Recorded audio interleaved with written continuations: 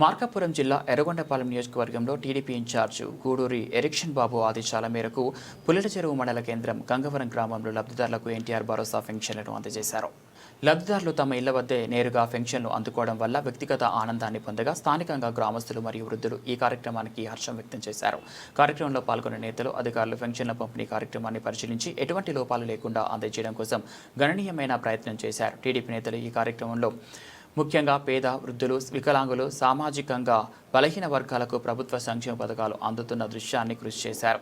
నేతలు చంద్రబాబు నాయుడు నాయకత్వంలోని కూటమి ప్రభుత్వం పేదలకు మరియు వృద్ధులకు ఇచ్చే అత్యధిక ప్రాధాన్యతను గుర్తు చేసి రాష్ట్రంలో ప్రతి లబ్ధిదారులకు సక్రమంగా వృత్తిపరమైన రూపంలో పెన్షన్లు అందిస్తున్నట్లు తెలిపారు. ఈ కార్యక్రమంలో పుల్లెల చెరువు మండల టీడీపీ అధ్యక్షులు పోట్ల గోవిందు ప్రధానంగా పాల్గొన్నారు. అలాగే ఎంపీటీఓ మరియు దాసు, ఏపీఓ పి మోషే, మండలంలోని టీడీపీ సీనియర్ నాయకులు కాకర్ల కోటయ్య, ఉపాధ్యక్షులు కాయకోకుల ఇదేమ్మ, మాజీ మండల పార్టీ అధ్యక్షులు మేడికొండ లక్ష్మీనారాయణ, టీడీపీ నాయకులు, కూటమి నాయకులు, గ్రామ సచివాలయం సిబ్బంది తదితరులు పాల్గొన్నారు.